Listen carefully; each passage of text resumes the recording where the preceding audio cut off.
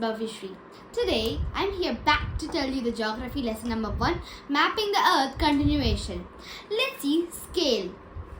A scale is a ratio between a unit on the map to a propagation distance to the ground. So a scale is a ratio between two units. Now if I have these two units, I want to know the ratio of these both, the distance of these both objects or the unit size known as a scale. Now, draw around a book on a large sheet of paper. If the book measures 21 by 18 centimeter, this scale is a life-sized scale because 1 centimeter on the paper is the same as 1 centimeter measured around the book. It can be written on the scale at the bar thus. Sheet 2 is a half of the size of sheet 1. The scale of this new map will be 1:2. It can be written on the scale bar. A map scale is used much the same way. There are three things in common of scale on representing the distance: verbal scale, linear scale, and representative scales. Now let's see. Verbal scale. In this type of scale, a unit is mentioned as example. 1 centimeter on the paper is equal to 10 kilometers on the ground. Now I'm having these two units again. So for example, just estimating, I'll tell 10 centimeter. 10 centimeter on the paper means in real life, this can be nearly 200 kilometers away, because on the paper 1 centimeter is 10 kilometers on the ground. This is a scale. A map will have 1:1 scale. In this map, 1 centimeter is equal to 1 kilometer. Now next one. Linear scale. Maps usually have a scale bar or a linear scale. It consists of a straight line drawn to scale which is divided conveniently in the terms of the distance of the earth. So the linear scale is like a usual scale bar only, but it is like exactly whatever is on the map or whatever is on the earth, that distance is only written. Representative fraction, RF. Distance on the map by distance on the ground. In this type of scale, the units are not mentioned and the ratio is represented as a fraction as shown alongside. 1 unit of measurement on the map is equal to the value on the same units on the ground. 1 centimeter represented by 1 kilometer can be represented as 1 by 1,000,000. So a representative fraction RF is nothing but same only, but all the linear scale and verbal scale tells it in a ratio or a number format, but a representative fraction takes this number or the ratio format and makes it into a fraction. Now, distance AB on the ground is 2.5 kilometer. 5 centimeters on paper is equal to 2 kilometers on the ground. 5 centimeters is equal to 2.5 multiplied by 1000 is equal to 2500 meter. 5 centimeters equal to 100 by 2500 is equal to 25,000 centimeter. 1 centimeter is equal to 50,000 centimeter. RF is equal to 1.5000. This is the formula. This is the formula in representative fractions to find the scale of the map. Now verbal statement. 1 centimeter on paper is equal to 1 kilometer on the ground. 1 centimeter is equal to 1 by 1000 because 1 kilometer is equal to 1000 meter. 1 by 1000 is equal to 1000 meters. 1 by 1000 meters by 100 is equal to 10,000 meters. RF is equal to 1 by 1,000,000. A map can be drawn to many different scales depending on its purpose. Small scale maps represented large areas on the earth are called small scale maps. For example, an atlas shows small scale maps as they show large areas like countries and continents. Small scale map doesn't mean it only has small areas. No. In a small scale map, it is only shown the countries and the continents. Whereas the large scale map is like a road map. A large scale map, it shows the streets and the important buildings of the neighborhood. Next one. Sketch, plan and map. So So sketch is nothing but just an idea. Okay, now I'll tell you a small sketch. From my house, I need to go to my nearby library. There is in between the library there are a lot of stations like the police station, supermarket, school, and a lot more stations. Now I'll say go friend, you will find a supermarket. From the supermarket take a left, you will find a school. From the school take a right, you will reach the library. I'll say this instructions.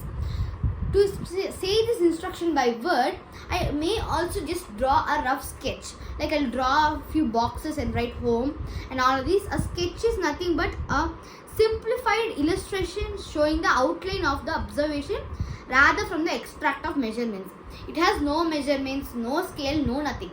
It's like a normal math, just a sketch. I'll tell from here you go here, from here you go there, from here you go there, from here. It's just a normal illustration of a map that you're telling.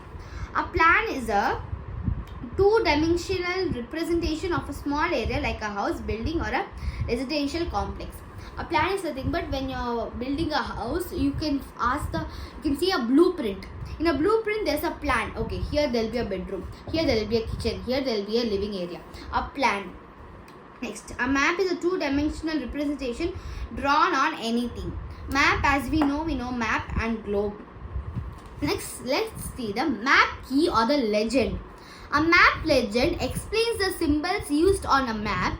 It is called the legend because it tells the story of the map. It's also called a map key because it unlocks the meaning of the map symbols. So, when you're taking a normal map, there will be a few symbols. Some people may know the symbols, some people may not. If there's a dot line. Okay, let's see conventional symbols. Let's see boundaries. First one, dot line is international. It's green on the top and orange in the bottom. Line is the state. So next one, here the district is line and small line at the ending is a district.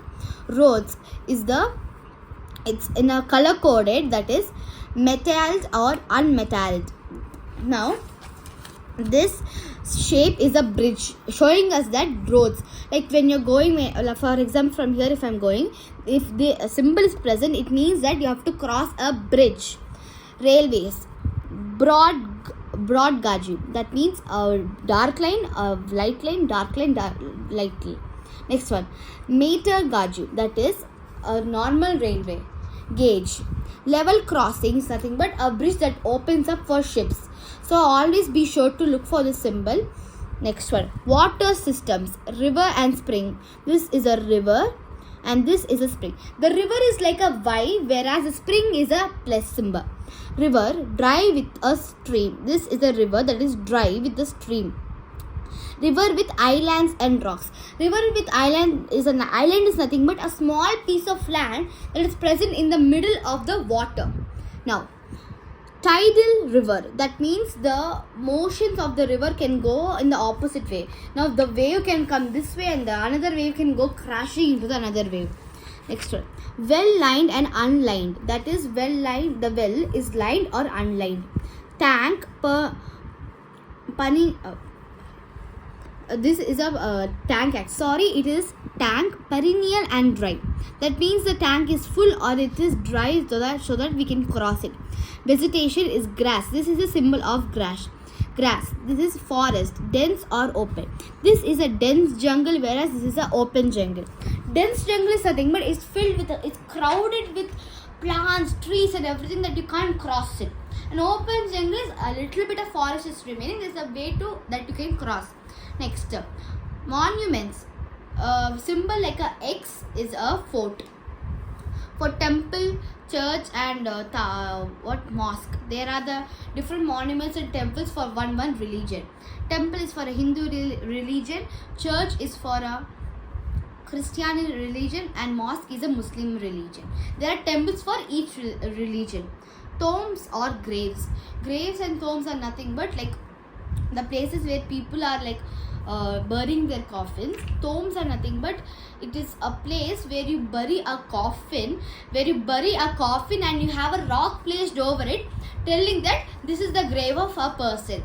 Graves are nothing but they're just inside the ground, that's all. Settlements, hut, permanent or temporaries. Settlements means, are there anything on the road, are there any way?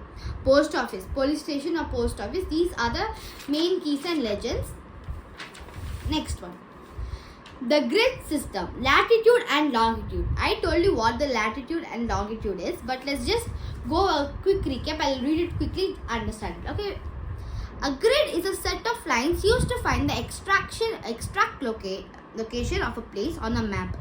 Most maps use a longitude system called a geographical grid to find places. While there is a disorientation in the map projections, the places in the world are always in the right location. On the map, the grid of imaginary lines are called latitude and longitude. Guarantee the accuracy. Latitude and longitudes are nothing but the line of latitude are called the parallel lines of latitude. There are imaginary lines that run east to west and are used to measure distances. They are numbered in degrees. The distance between any two parallel of the latitude is about 111 kilometers. Distances are measured as a degree north or south of the equator. The equator was chosen as the reference of the line because it marks the middle of the earth. It is at 0 latitude. The North Pole is northmost on the place of the earth. It is located in 90 degrees of north. The South Pole is located at 90 degrees south. Hence, there are 180 parallel lines of latitudes. 90 to the north and 90 to the south of the equator. Lines of longitudes are also called meridians of the longitude. These are also imaginary lines. They run north to south between the two poles. Like latitudes are numbered in the degrees. Latitudes measure the distance east or west of the prime meridian. The 180 degree longitude consists of the international dateline. There are 360 meridians of the latitudes since there are 360 degrees in a circle. Longitudes have natural meridians of reference like the equator, at which their numbering can begin in 1880s. An international conference selected the meridian passing through the Old Royal Observatory at Greenwich, England, to be the prime meridian. So I told you longitude and latitude are nothing different. They are just imaginary lines which help us to locate a place easily on a map or a globe. Now let's see the types of maps. There are different types of maps. There are 3 basic categories of maps are political, physical and thematic. First one, political maps. Political maps are usually small scale maps which show the countries of the world. It can also show parts of the nation such as the states and the borders between the states and countries. A border is a line that divides one nation or the part of the country from another. It is often called as a boundary. A political map can show borders using lines, countries or their parts are shown in different colors. So, political maps are usually small scale maps. What is a small scale maps? They are maps which show large places on a map.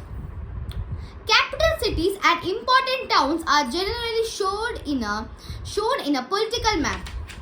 Capital cities are often marked with a special symbol like a black dot or a circle around it, as is shown here. Capital cities mostly in the small scale maps are mapped with a small dot in the middle and a circle surrounding it. Physical map.